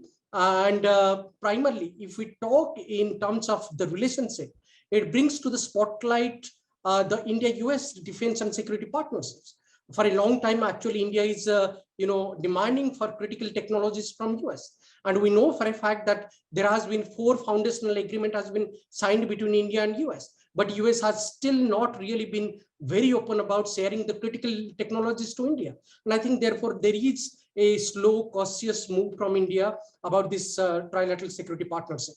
About France, and I think India does see this AUKUS treaty as an opportunity to open up more with France. And probably in coming times, we'll see India-France ties will be strengthening further. And we know for a fact that France is a major defense partner for India. And India is looking at the European Union and major European countries, in a new phrase and in a new context, the kind of politics which is emerging in the transatlantic ties. But at the same time, India would be also careful not to disband its traditional tie-ups with Russia. Russia is a major defense partner of India, even though most of the European countries might not really like it. but I think India would continue to purchase some of these weapons from Russia. And I think therefore, India's response to AUKUS is very measured and it is very balanced, and probably India does not want to overreact to the situation. With this note, let me take some questions from the audience, because we have already crossed a lot of time and we are only left probably 20 minutes to the discussion. So let me, encourage all the speakers to have a look at the questions Q&A box so that we can take quickly some of those questions. There is a questions from Charlotte Pryor. He is asking, has AUKUS deficit of funds and by extension the EU effectively killed any meaningful EU engagement in the Indo-Pacific? I would encourage Anton to address these questions. Then there is a questions from Peter from ISDP. He's asking, thanks to the participation for very interesting presentation. How does the AUKUS deficit affect EU-Britain relations? The EU failed to re-establish credibility vis-a-vis AUKUS by retaliation. The consequence is clear in immediate British calls to violate the Brexit agreement concerning Northern Ireland. Now the EU will have to spend more energy re-establishing credibility vis-a-vis Britain to ensure British adherence to the British agreement. And I think I will pose these questions to James, if you could answer this. Then there is a questions from Philip Selter-Jones. Then he is asking, how should AUKUS members or others address concerns about the possible effects of AUKUS expressing by Malaysia and Indonesia? We don't have an expert here on Southeast Asia, but I would probably encourage Mark and Stephen probably to look at these questions if either of them can answer these questions. Then there is questions from Xiang Yang here. He asks that does EU intend to play a bigger role in the Indo-Pacific regions regarding the increasing influence of China in this region? Although from a geopolitical point of view, EU is far away from the region, or EU just wants to leave the responsibility on US and only deal with US within the frame of NATO. I'll probably push these questions to Mats and Suja and Velina to look at these questions if they can answer. Then there is a questions from Lucia. In your opinion, what place will Indo-Pacific region and especially AUKUS have in the upcoming NATO strategic concept? Probably I'll push these questions to Mats because he is looking at the Baltic regions and maybe giving a military dimension. So let's go towards our speakers first with this set of questions, and if there are more questions, then probably we'll go for a second round. So I'll first probably invite James to comment. Thank you, Jagannath. I mean, I don't really know how to answer this question because, I mean, I just fundamentally disagree with many of the underlying premises of it. I don't think that AUKUS is deceitful to anyone. The Australians would certainly disagree with that analysis. I ask myself why on earth the EU would want to retaliate about AUKUS insofar as it doesn't even agree. The member states do not agree on AUKUS. You have, of course, France, which, as I said earlier, has had a rather emotional and intemperate response to the formation of AUKUS, but most of the other member states do not really have any sort of significant support for France in that endeavour. Most have remained rather silent, and some have even welcomed the agreement. So the EU can't retaliate, and why would it want to? And secondly, in relation to the Northern Ireland Protocol, I mean, Northern Ireland is a part of the UK. I mean, this has nothing at all. Northern Ireland has nothing at all to do with AUKUS. So I'm afraid I can't really provide an answer to that question that perhaps the questioner was expecting. Yes, Mats?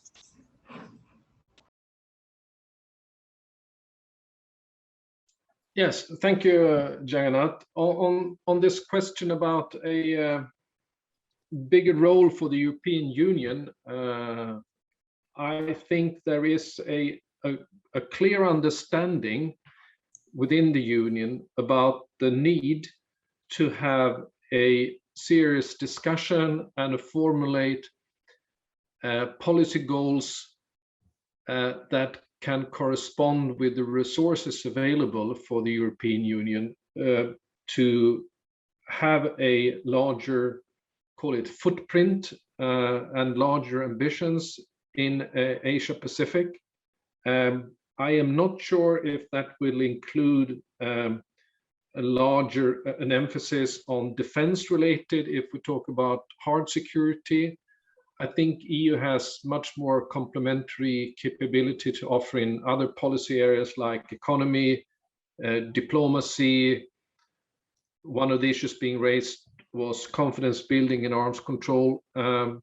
So I think EU wants to play, but there is, like our colleague from Austria mentioned, there is a division between and inside the European Union on how far and in what aspect the EU should be actively involved in matters related to Asia and in particular matters related to China.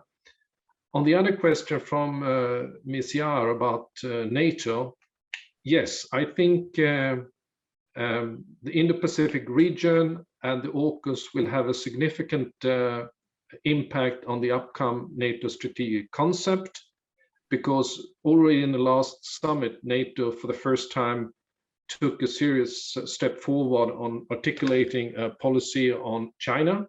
So I think there is an understanding in Brussels about the importance for NATO for also having a clear role and a policy in relation to China, because China is not just China in the Pacific and in Asia. China is also China in Europe. So it has a strategic impact and a significant impact on what's happening, especially in the periphery of Europe. Thank you. Thank you. Over to you, Velina. Do you mean I should touch upon the European Union? Maybe. So, yeah.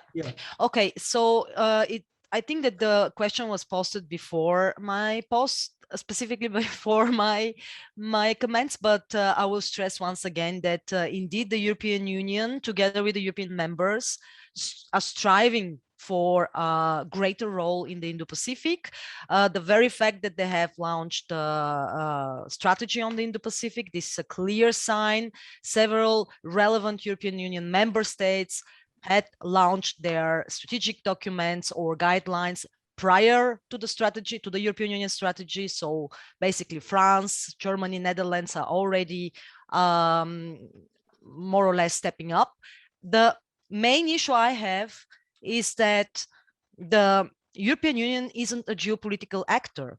The European Union is a major geoeconomic actor on par with China and United States. It has a great geoeconomic clout in the world via free trade deals. This is actually what the European Union as an institutional actor can really achieve in the world.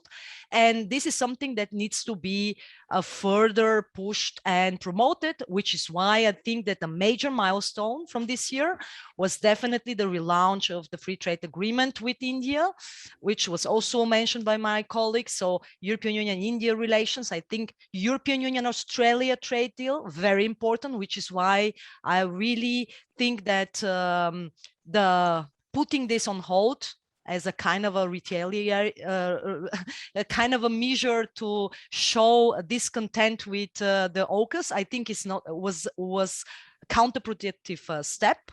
So it, in a sense, this kind of role is going to continue. But so long as the European Union is not a security actor in the Indo-Pacific, and that means, of course, hard power cloud, I don't think that it's going to be perceived as such by both partners. And of course, I mean the Anglosphere on the one side and rivals. And of course, here I mean specifically China. So a lot has been achieved in this year. We have a lot of positive signs, but let's be realistic also about the potentials and about the possibilities. And once again, the example I gave you with the global gateway. I mean, you want to project your economic power and you want to compete with China by launching your own connectivity project. That is really, really good. But without coupling it with a hard power projection, I don't see really a big role for the European Union and the European powers in this very highly competitive decade, by the way, which I think is going to be also the Indo-Pacific decade. In a sense, we are going to witness that the Indo-Pacific is going to become this major arena of global power competition. So I think hard conclusions needs to be drawn now, because otherwise I don't see how something is going to change on the side of the European Union actors. Thank you. Sutsa? Yes, thank you. Well, Verena really covered that question so well. I don't have that much to say in the sense that I absolutely agree with the fact that indeed we can expect the EU to want to play a bigger role in the Indo-Pacific. But I'm just looking at the question, the way it was phrased, that I just a moment. Yes. Does the EU intend to play a bigger role in the Indo-Pacific region regarding the increasing influence of China in this region? And this is where we need to be careful how we ask the question, because as Matt said, it's not just the influence of China in the region, but China in Europe, Chinese influence in Europe. And we do see clearly that there is a high level of awareness and alertness in Europe to equip itself to protect its interests, and also to be able to fight against disinformation and all those attempts that come out of China, also supported by Russia. And in addition to that, I would also highlight that the EU also has interest to protect in Asia. And here I would highlight the fact that the EU is the #1 investor in Taiwan. And this is something that I don't believe everyone knows, but this is an important aspect to highlight when we think of the EU's relationship with Taiwan, as difficult as the context is. So I'll just stop here because I know we don't have much time. Okay, thank you. Let me invite Mark and Stephen to comment on the questions related to ASEAN, and then I'll go to Anton. Sure, thank you. Just as there's been a lot of very good discussion about the issue of creating a cross-European China policy throughout the European Union, you have a similar situation with ASEAN. You have a great deal of lack of accord as to how China should be approached as a rising regional power. And for the most part, we have seen a great deal of emphasis within ASEAN to try to avoid a situation whereby governments would have to overtly choose sides. This is going to become a lot more difficult now on a few fronts because of ASEAN's geographic location, the fact that ASEAN is interested in maintaining good economic ties with both powers, and the fact that it is going to be very obvious that the South China Sea, which is already becoming a very crowded area strategically, is going to become even more so. So the pressure to create some kind of regional policy is going to go up, but how that is going to be accomplished is difficult because, as was noted, you do have significant governments, Indonesia, Malaysia, some others that have Philippines that have expressed a lot of concerns about what AUKUS is going to turn into. Stephen? Thank you very much. 3 points. I think first and foremost that we need to look at Southeast Asia not as a unit when we're talking about AUKUS. I think that's really critically important. I do think that some countries welcome the fact that AUKUS will anchor the United States and its most forward-leading partners into the region, not only in terms of delivering nuclear submarine technologies that can provide significant deterrence abilities against China, but I think again it also includes a diplomatic tour de force that can provide a platform to help develop more strategic autonomy amongst ASEAN countries. So I think that is really critical to be thinking about. Second, I think that we should understand that within ASEAN, there are countries that are deepening their strategic alignment. That doesn't mean create an alliance, but deepening their strategic cooperation with the United States and Australia and eventually the UK, which I think the AUKUS agreement does complement. And my last point is I think that Southeast Asian countries are not only looking at AUKUS, they're also looking at how the Quad has really, I think, transformed its more focus on security in terms of the Indo-Pacific to providing public goods to the region, whether it's infrastructure, connectivity, health infrastructure. In this sense, I think the Southeast Asian countries are looking at the complementary nature of AUKUS and the Quad and how it may help strengthen strategic autonomy of ASEAN countries so that they can gain more benefit from these kinds of engagements. Thank you. Thank you. Anton, over to you. Yeah, I mean, very briefly, a lot has been said already, but I would go back to what Shuza said before. I mean, the Indo-Pacific strategy of the European Union is not against China. It's not only about China, even if it's partly about China for sure, because China is one of the big players in the Indo-Pacific.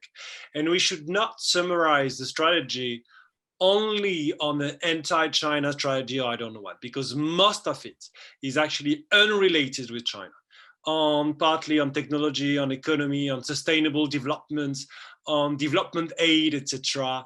We also have our own agenda in terms of bilateral relations with Southeast Asia, with India, with Australia, and it's not always connected with China. And that's the same, I would say, for the French Indo-Pacific strategy. Of course, China is a big player, and of course, it's partly about China. But when we are willing to play a more proactive security role in the South Pacific or in the Indian Ocean, when we are deepening our relation with India, with Australia, before AUKUS, with Japan and the other country, it's also because we have our own sovereignty interest. We have our own maritime space in the region that is like more than 92% of the French maritime space that is in the Indo-Pacific. So we have, I would say, an agenda on its own that is not always related with China. And when China is labeling everything in the Pacific as anti-China, this is actually not the case. Thank you. Mahima and Kapil, do you have anything to add to the discussion? Otherwise, we will go for the second round of questions. Mahima? No, I think let's go for the second round of questions because we only have 3 minutes. So just looking at the time, yeah. Okay, thank you. So Kapil, I'll come back to you if there is anything. But let me take some more questions. I think there is a questions from Frank Domine. He writes that I see Biden's annexation of Australia as being about denying Chinese and European industry access to raw materials, particularly rare metals. As a bonus, he gets the Australians to pay for increasing his nuclear submarine fleet.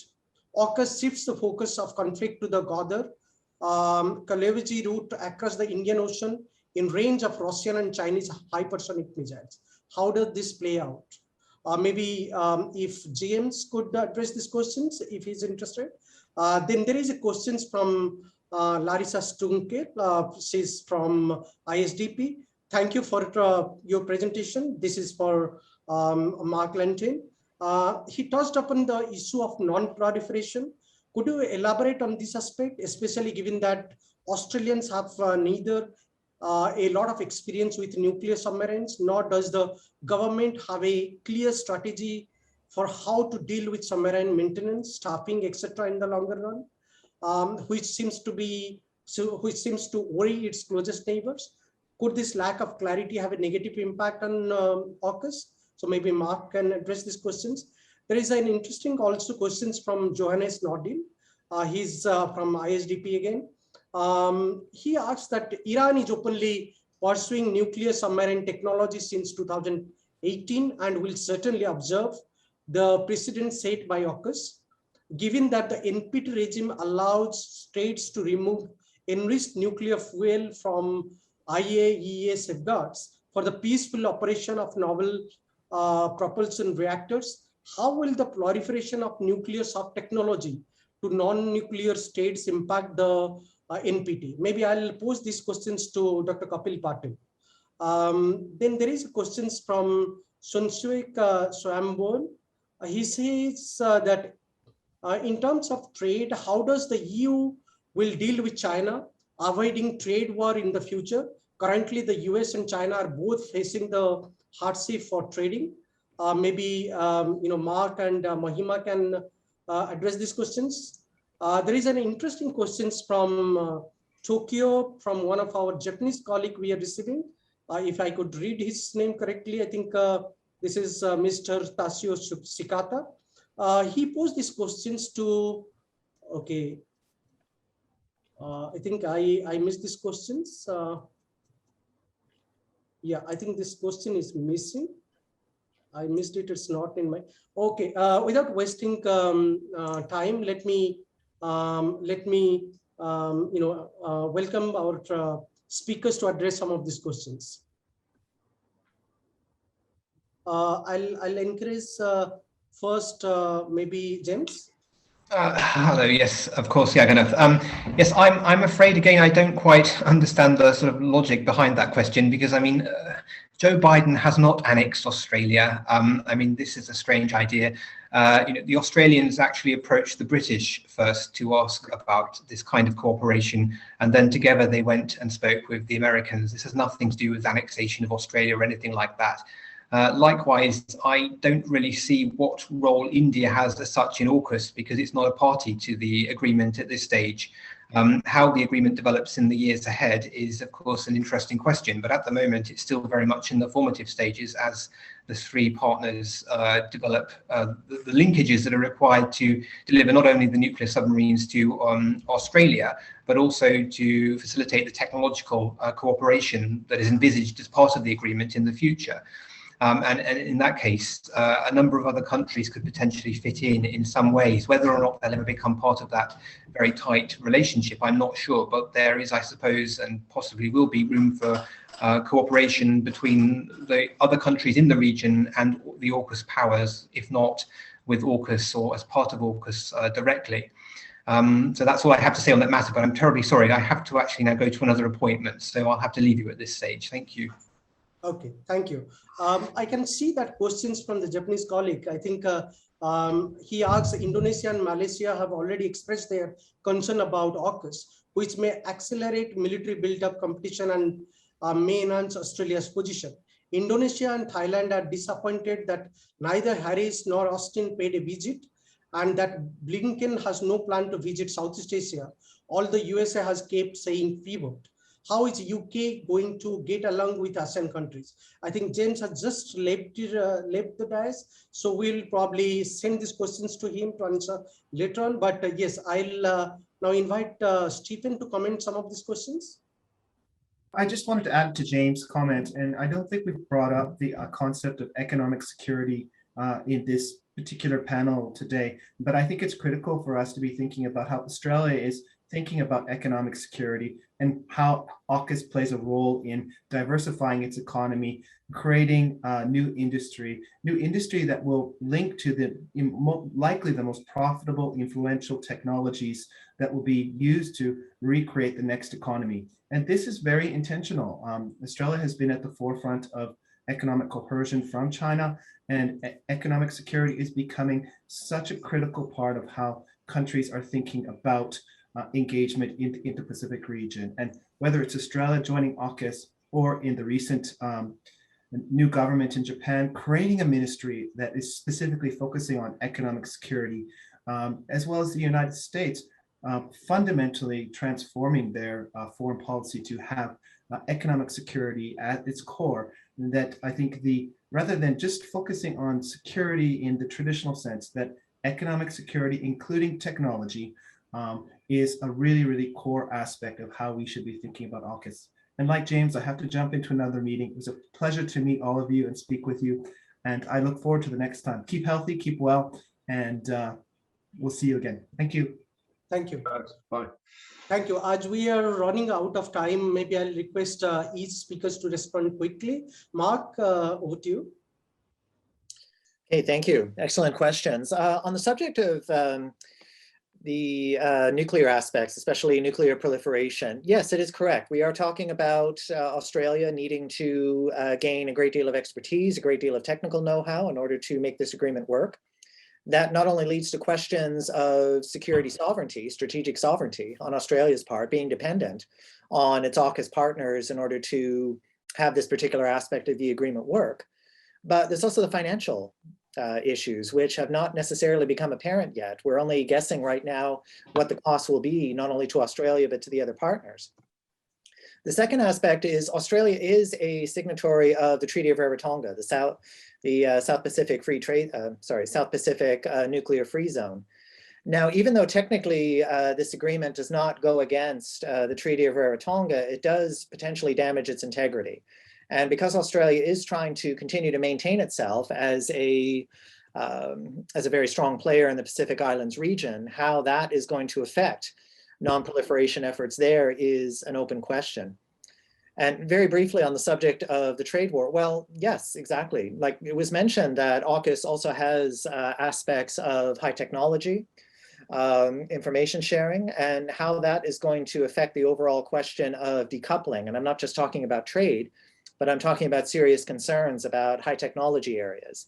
Everything from artificial intelligence to quantum computing, the aftershocks are going to be faced there. And once again, Europe is finding itself in the difficult position of being in the middle of all this. Thank you. Over to you, Kapil. Thank you for that excellent question, Johannes. I'll sort of agree with Mark that the issue on proliferation sort of remains open-ended. There is this and the nuclear propulsion is kind of a black hole within the NPT regime that it has the NPT regime has not been able to come to terms with how to handle the proliferation of nuclear propulsion technologies. And frankly, it kind of remain secondary concern, because the only country which throughout the Cold War outside the P5 states which experimented with nuclear propulsion was India, and India was kind of it took India considerable time to sort of develop its own technology, and for good part of the Cold War, India was operating the Russian vessels. The Indian technology has now considerably matured, and on the foot, and on India's steps now, Brazil and now the Australia, these are the two new players, and Iran, of course, you pointed out. So these are the IAEA additional protocol is partly an answer, but it's not mandatory. And Brazil, despite being a signatory to the NPT, does not subscribe to the IAEA additional protocol. Australia is definitely a signatory, but and as far as Iran is concerned, Iran's accession remains remains suspicious. There are concerns about Iran's compliance with the IAEA protocol and its safeguards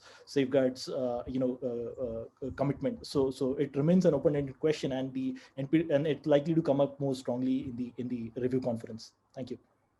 Thank you. Quickly, anything from Mahima? Mahima, you want to comment on anything?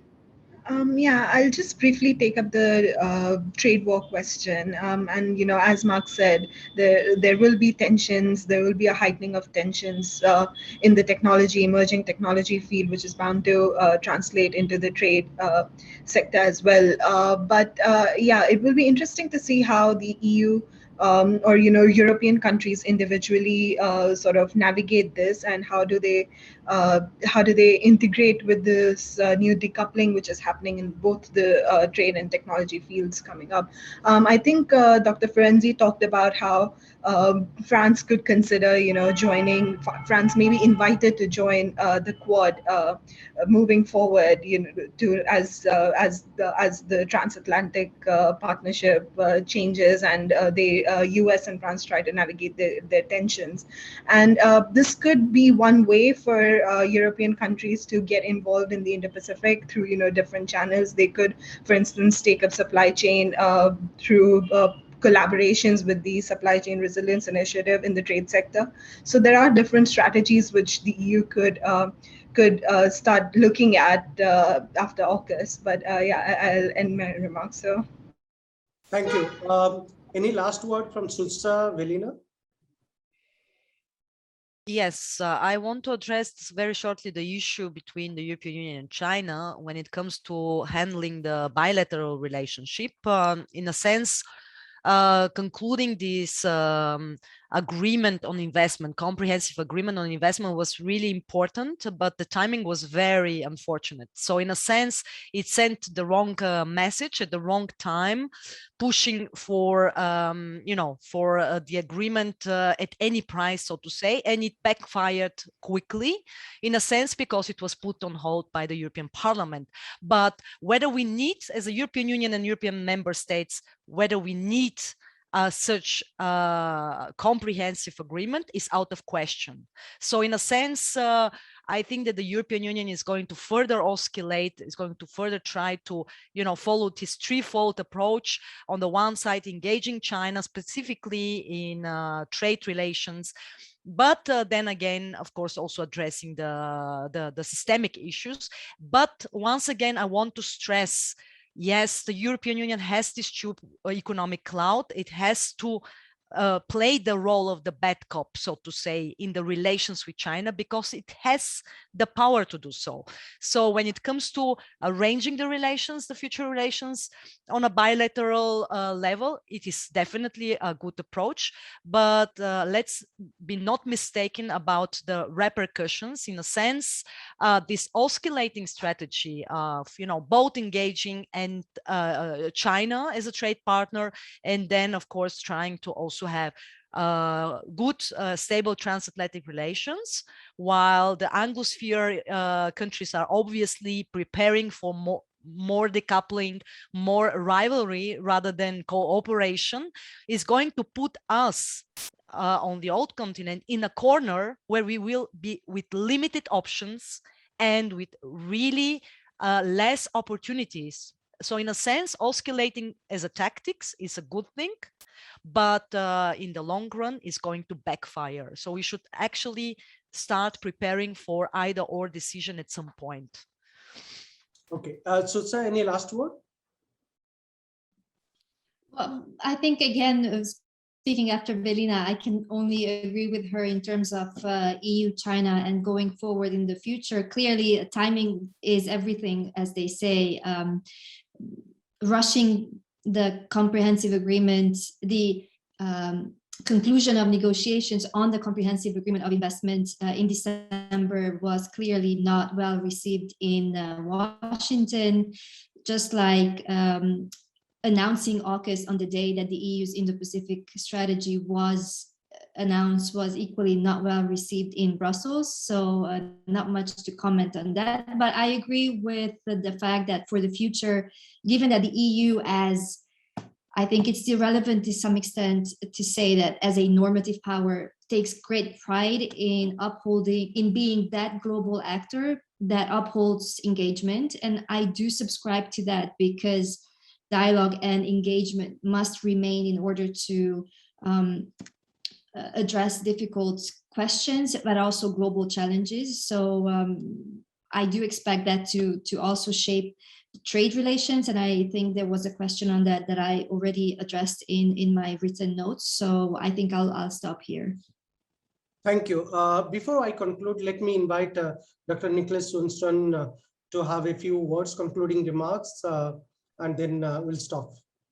Well, I'm not going to be very long because we're running over, but I do have to say this has been, I think this exemplifies a bit of the complexity of the issues. Small states tend to agree to a large extent, but then we have other major powers. And I think we do see that AUKUS is an important tool, and it will be an important establishment, and we will need to follow up. And I can only agree with many of the speakers that a lot of this is in European hands. We need to figure out what we want to accomplish and how we can accomplish it, and the political willingness in the end of the day. I mean, do we have the ambitions? Do we have the muscles? Do we have the economy to put into the armed forces? And maybe the more realistic is to realize that Europe is no longer the security actor we once were, and we need to take maybe a backseat in many of these issues, maybe for better, maybe not always for the worst. I mean, just look at Sweden. As we since we lost Finland, we're a small power, we haven't been in a war. So, you know, there might not be, you can be benefits from being a smaller player as well. But at the same time, we do have security challenges east of us, but also China that we need to deal with. And I can only see United States is a logical partner and is an essential part of the European Union. So I think we need to deal with that. And I'm looking forward to continue these debates and discussion with all of the panelists here and all the audience out there. So thank you very much. And Dr. Panda, thank you very much for organizing this and managing it. Thank you very much. Let me conclude by saying I'm again grateful to ISDP and to you, Dr. Sundström, for this excellent opportunity. But before we close, let me also say that I'll be failing in my duty if I don't thank Ms. Emilia Hallström and Ms. Paula Pulkkinen. They have been instrumental behind this event, their excellent support has been really useful for this event. We are coming out with a publication, special publications under ISDP. This will be edited by Dr. Nicholas Sundström and myself, and all the speakers in the panel has contributed to this special publication. Probably in a week's time, we should be ready with these publications. Do check out ISDP's website for this interesting publication on the most hot topic that currently we are talking about in global politics. I thank you all for attending this event. Please do take care and stay well. And thank you very much.